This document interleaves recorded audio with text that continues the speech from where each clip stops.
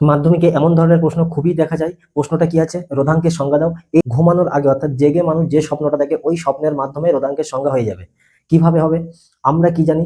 আমরা জানি যে পরিবাহীর রোধ আর কি হবে, পরিবাহীর দৈর্ঘ্যের সঙ্গে সমানুপাতিক হবে, অর্থাৎ তারের দৈর্ঘ্য যত বেশি হবে পরিবাহীর রোধ তত বেশি হবে। এবং আরো একটা বিষয় জানি, পরিবাহীর রোধ আর প্রস্থচ্ছেদের ক্ষেত্রফলের সঙ্গে ব্যস্তানুপাতিক। এবং প্রস্থচ্ছেদের ক্ষেত্রফলটাকে কি দিয়ে লেখা হয়? এ দিয়ে লেখা হয়। এখানে এই সমীকরণটাকে 1 নম্বর দিয়ে দিলাম, এটাকে 2 নম্বর দিয়ে দিলাম। এই 1 এবং 2 সমীকরণকে যদি যৌগিক ভেদের উপপাদ্য অনুযায়ী লেখা যায়, অর্থাৎ এই 2 নম্বর সমীকরণটাকে 1 নম্বর সমীকরণের উপরে চাপিয়ে দেবো। চাপিয়ে দিলে কিরকম হবে? আর ভেরিয়েসেস এল, প্রথমে 1 নম্বরটা লিখলাম, এবার 2 নম্বরটা লিখছি। এখানে কি আছে? আর ভেরিয়েস কি আছে এখানে? 1 বাই কি এ বসিয়ে দিলাম। দেওয়ার পরে আর সমান কি লেখা যাবে? এই ভেরিয়েস চিহ্নটা তোলার জন্য একটা সমান দিলাম এবং একটা কি করব? ধ্রুবক গুণ করব।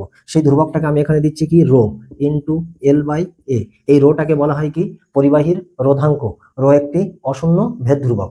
তাহলে এবারে সংজ্ঞাটা দেখো কিভাবে সংজ্ঞা বানিয়ে দিচ্ছি। যে আমরা জেগে থাকা অবস্থায় যে স্বপ্নটা দেখি, অর্থাৎ জেগে স্বপ্ন দেখা, সেই স্বপ্নটাই দেখব। যদি এল সমান 1 হয়, এ সমান 1 হয়, তাহলে কি হবে? আর সমান রো। অর্থাৎ একক দৈর্ঘ্য ও একক প্রস্থচ্ছেদের ক্ষেত্রফল যুক্ত কোনো পরিবাহীর দুই বিপরীত পৃষ্ঠের মধ্যবর্তী অংশের রোধকে বলা হয় কি? রোধাঙ্ক। এই ভিডিওটা যদি তোমরা সম্পূর্ণ দেখতে চাও তাহলে এই ভিডিওর লিংক নিচে দেওয়া থাকবে, সেখান থেকে দেখে নেবে।